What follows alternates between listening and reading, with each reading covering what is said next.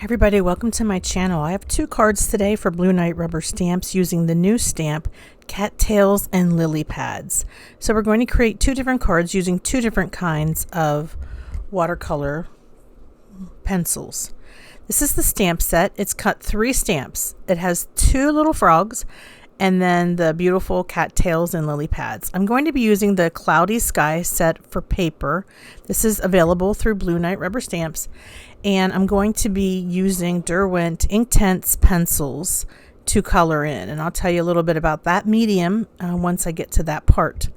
I'm using VersaFine ink, Onyx Black, and that's what I'm going to be doing my watercolor with. I'm using just that color ink because I find that it doesn't smear when I do watercolor. So this is part of the new release for Blue Night rubber stamps, and it's for the July release. All right.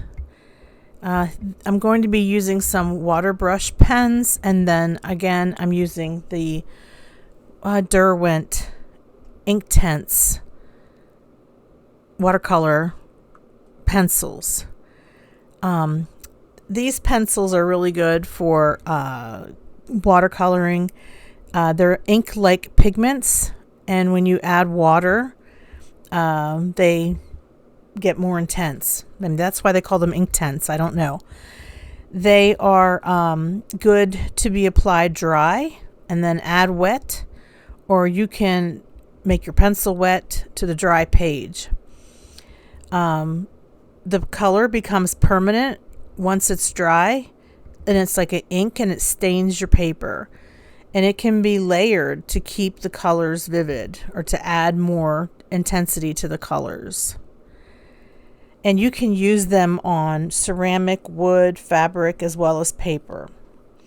So that will be for my first card. And that worked out really well on the specialty paper from Blue Night rubber stamps. If you're not familiar, Blue Night rubber stamps has a variety of paper packs. Everything from the Northern Lights to like the Cloudy Skies. There's the night papers, the night skies, the day skies. There's land and sea set. So yeah, check out my links below and you can see for yourself all the different beautiful papers and see how you can color right on top of the paper. So that's what's really cool about these papers. And I'm just going to speed things up a little bit here just for the sake of time, since I am making 2 different cards. I start by coloring the top of my cattails with like a brown colored pencil, and then I'm just using my water brush pen to activate that watercolor. And then I'm going to move on to green with the cattails. And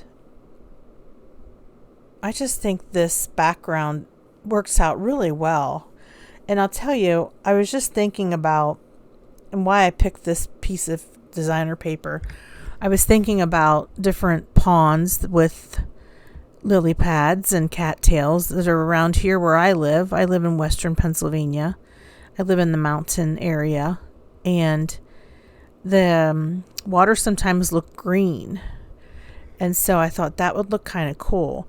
And because the sky is cloudy in the background, it just reminded me of maybe like dark weather's moving in, like the clouds are moving in for a storm. That's what I was thinking of when I picked this piece of paper. But you could really use any of these beautiful papers. You can just experiment with your designer papers, and you'd be really surprised at how beautiful, even with silhouette stamps, but also with these more detailed line coloring that the artist has created, the beautiful scenes, the papers go well with this. And this is an easy image to color in. Cattails are, I guess you would say, wide enough that you can get your colored pencil in there. for lack of a better way of explaining it. And it's just so realistic. The artist did a fantastic job creating this scene. So for my cattails that are in the background, I go with a darker color green. Just because usually the further things away, the more dark they look on the horizon or whatever. And the ones that are a little bit in the front, I use a lighter color green. And this didn't take me very long to color, but I am fast forwarding it just for the sake of time.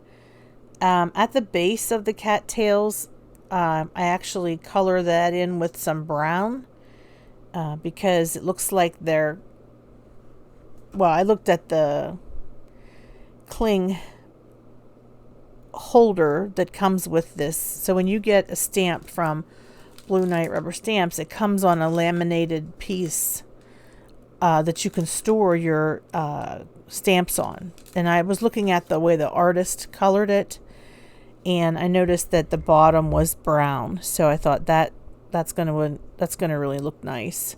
It just breaks it up a little bit, just that little bit of brown at the bottom. And then in the background, there's all these little lily pads that I'm coloring in with green. Well, first of all, I'm finishing the cattails that are in the background. And then there's actually 4 different cattail sections that I'm coloring in. And like I said, then when I'm done with that, there's little tiny lily pads in the background. And then there's the lily pads in the foreground. And of course, the water lily flowers. Okay, so for the sake of time, I jumped forward to the section where I'm coloring in these water lilies. And I'm trying to keep the middle of them a lighter color. And then on the outside, where the artist has created the shadows, I'm using a darker color green. And then I just take my water brush and blend them together. And that just is so nice about these stamps. You're just basically shading according to what the artist has already basically provided you with a roadmap on how to color it, which is fantastic because coloring is not my number one, I guess, area of expertise, you could say. Not that I'm an expert in any way, so I'm just a crafter. But I know, like, when I try to color with alcohol markers, I don't do a very good job. But I found that this type of coloring with watercolors, and when you have this beautiful artwork, it just makes it easy. So don't be intimidated by it, is what I'm trying to say. Just break out your watercolor pencils and just let the artist guide you. Just follow the lead that is created by the artist. See, there's these little lily pads in the way back, so I'm just coloring them in with a darker green. Alright, so for the sake of time, I jumped forward to this lily pad in the front here. I've already colored in the ones that are in the background. And I start by coloring the outer edges with a darker green and then the center just with a light green. Another option is just don't color the center in at all. Just let it go. Because the color of the paper that you're using, obviously with this paper, it is green already. Reminds me of a pond. That's why I chose this paper. Alright, I'm going to skip ahead to the actual lilies. And I picked, the color of this pencil is called Cherry. And when I did a little research online, I thought, well, what color are water lilies? Because I always see them and they look sort of pink. But it depends, I guess, on the lighting and the water. But in the images that I looked up, some were purple, some were like a red, some were pink with white centers. So I picked this colored pencils called Cherry. And I did this because I really wanted these to stand out. Because this is the section of the paper that is the most green. And I didn't want them to look green. And so that's why I went with red. And it does end up looking red. Obviously, cherry is red. But you could go with a little bit of lighter color if you don't like this color. And all I'm doing is, you got it, taking where the artist has the shadows and applying the pencil, and then taking the watercolor brush and adding a little bit of water, and just a little bit of water. I'm not adding a lot of water. I did run the water out of this pen, this water brush pen, so I had to grab a little container of water, which you see in the top left-hand corner of my screen. But it's just a little bit of water. And I have a paper towel nearby so that I can dab it off, because if you get a little bit too much water, it dilutes it, I think, a little bit too much. Also, you can use your paper towel to blot if you think, and here I'm just sharpening my pencil, if you think that you got a little bit of too much water, just use your paper towel and blot. And these little lilies, I'm just going straight in with the colored pencil 100% all the way. Every part of it I'm coloring in, not just the edges and then blending, because I feel that, they're a little bit smaller and I want them to really like jump out at you. Now I'm just going back over maybe some little sections that I might have missed. I did sharpen my pencils off camera just to get that real sharp point. And I'm also taking my water brush pen and just lightening up these lilies. Just, putting the final touches on my card panel. And I'll have a still shot here in a second for you to look at a little bit closely. What I do then is I just trim a little bit off on the edges, and I mount this panel onto an black A2 mat of cardstock. I cut that mat at 4 1/4 by 5 1/2, and these panels, these designer papers from Blue Knight are actually 4 1/4 by 5 1/2, so I just trim them down a little bit. And you'll see at the end, when I have some still photos of the cards that I created, it just leaves a little bit of a black mat around the edge. That's really all I need.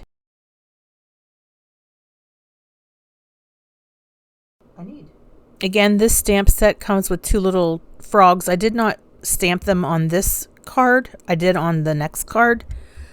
This card I think would make a good birthday card, especially masculine. I think it would also be nice for get well soon, congratulations, happy retirement, lots of different occasions.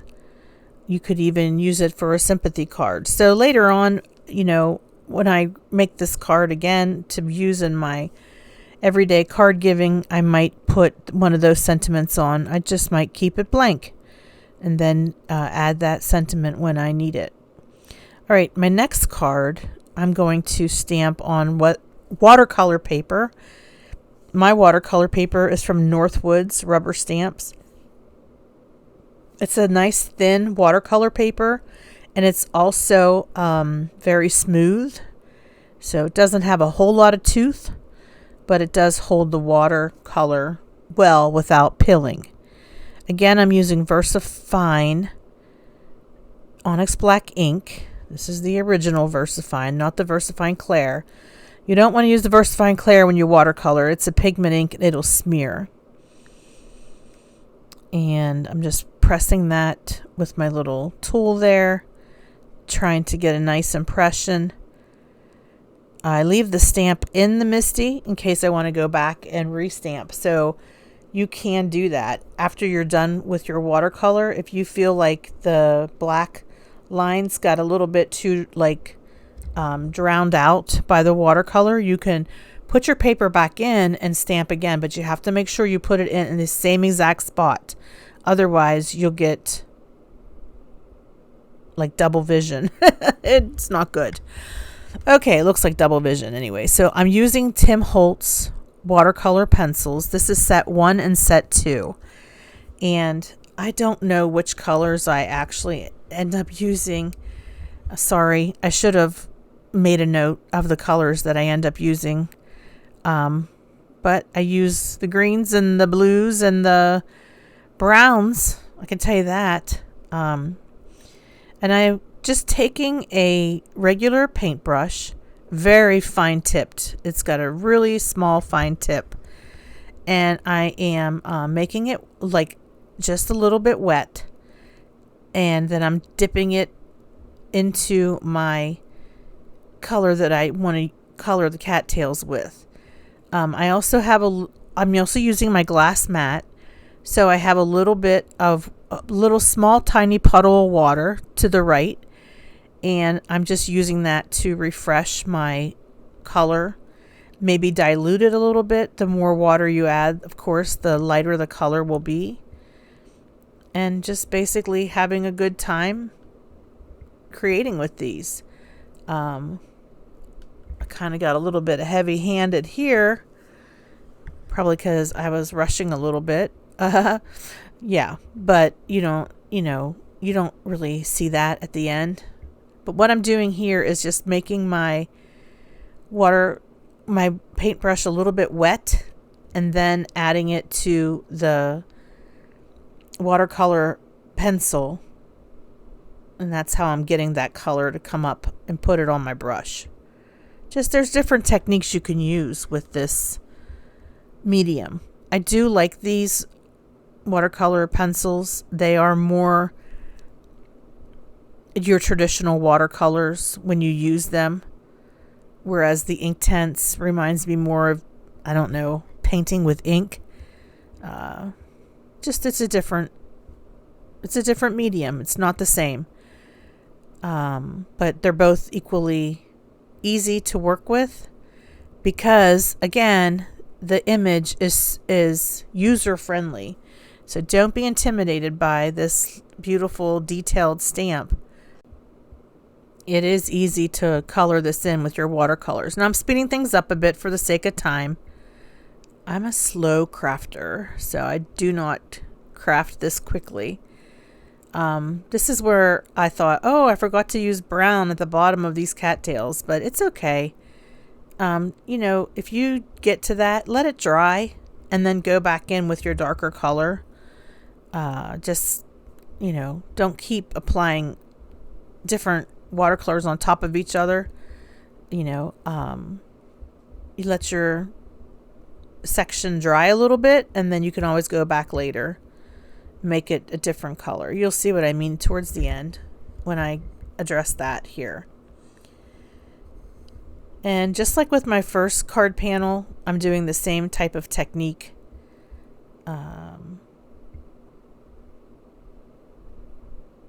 And this is actually the same idea. I'm using lighter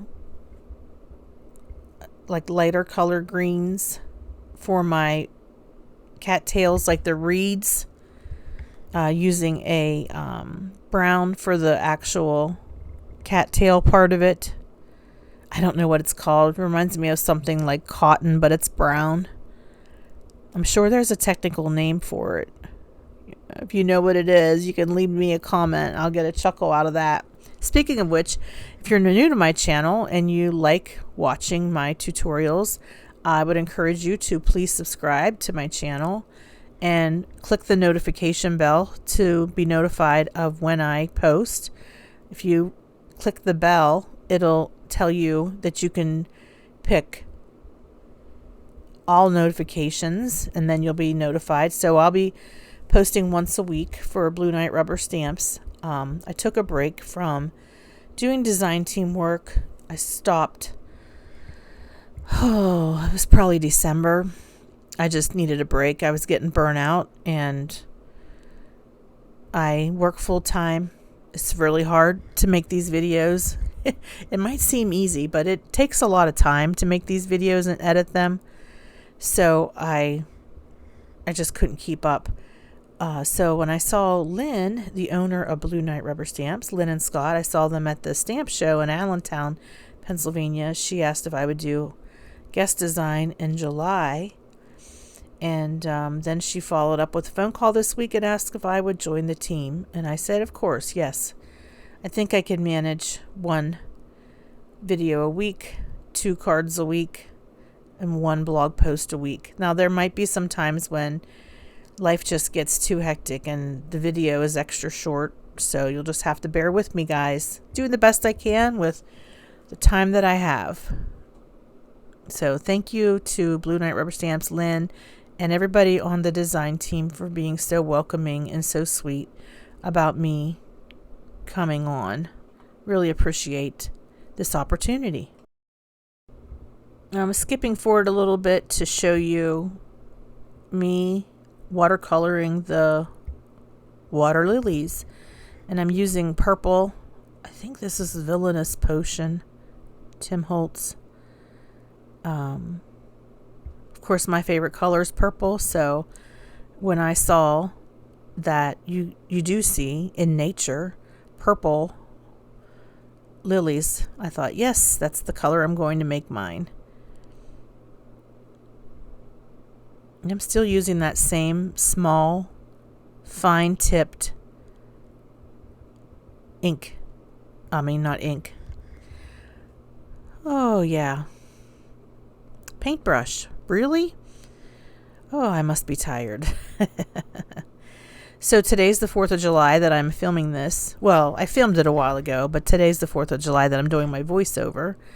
And we were able to have a nice picnic over at my parents' house with some friends and some family members. We had a really enjoyable time. The weather's pretty warm here, even though it's not as hot as has been. Like last week, we were close to 90. Today, it was probably 80 something, but there wasn't much of a breeze where we were. So I got really hot and I got tired. So I'm sitting in the air condition now with the fan on, and it feels so good. Thank you, Lord, for the blessings in life that we have so that we can get cool. What did we do before air conditioning? I don't know. I remember when we first bought our house, and that was back in the 90s when we first got married.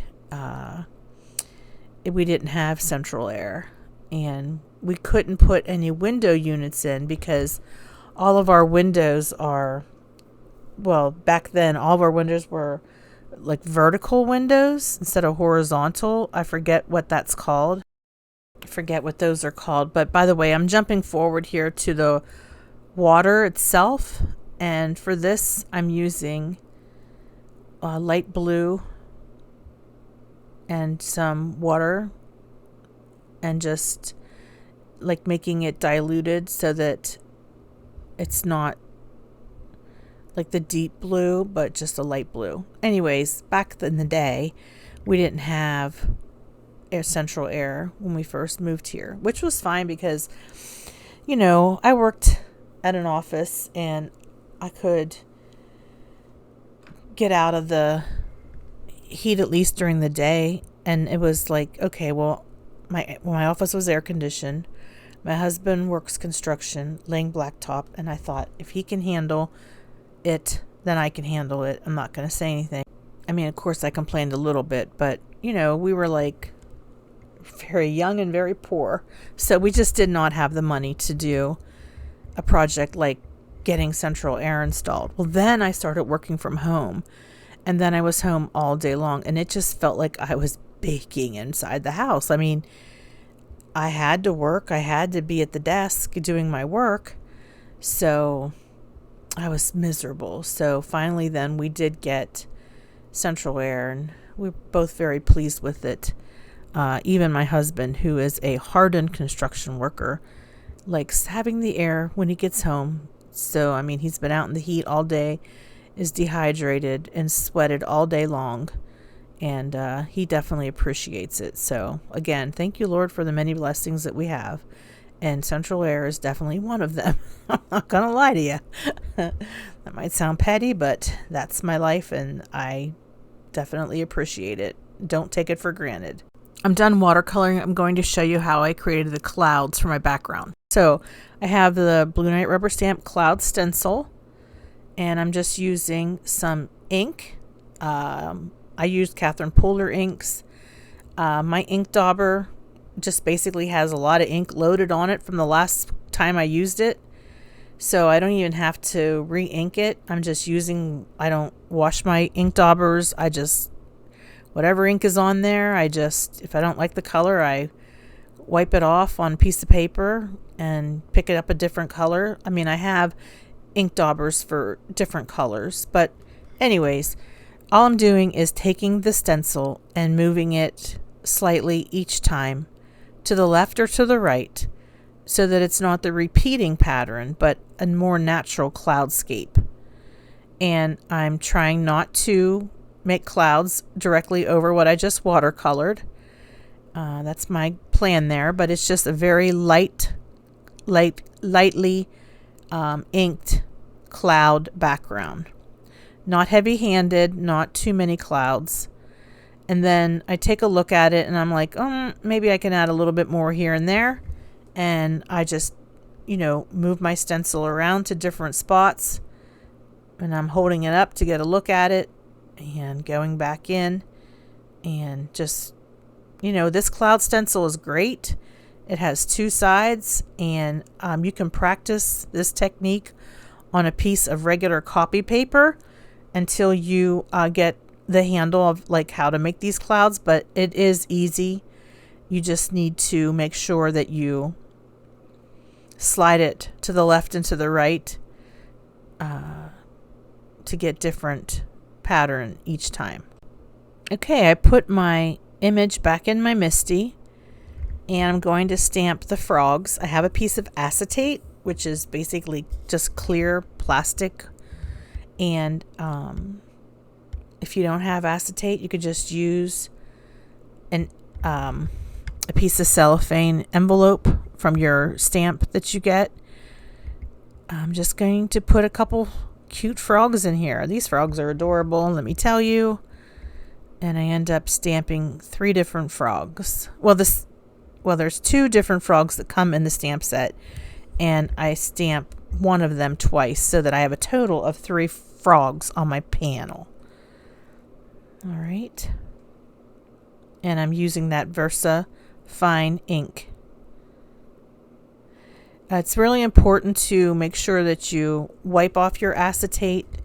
So you see the acetate is still in there.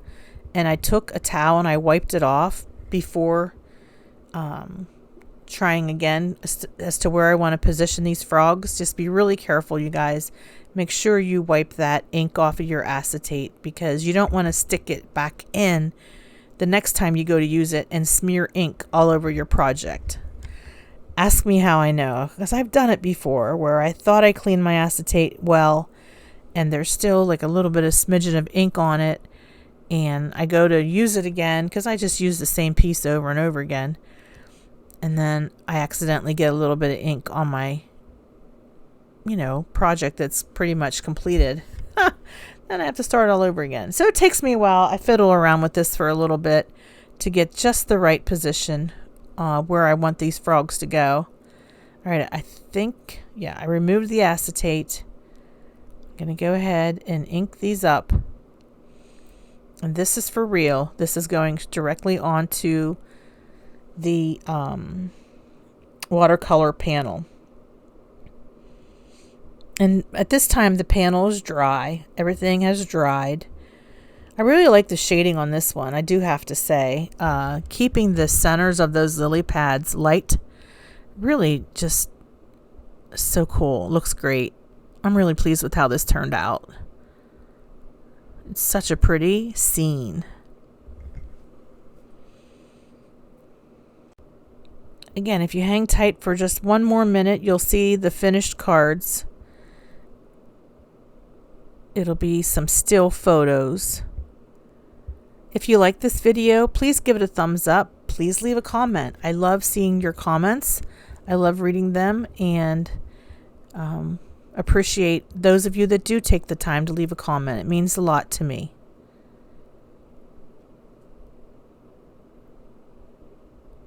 Okay, that's it. I think that's the last step of this. Oh, I really inked that frog up good, didn't I? Sorry, this video is a little long. I want to say thank you to everybody who watched. I really appreciate your time. Please, again, like, subscribe, and leave a comment. I greatly appreciate that. And don't forget to give this video a thumbs up if you like what I created. All right, everybody. Thanks for watching. Have a hopeful day. Bye-bye.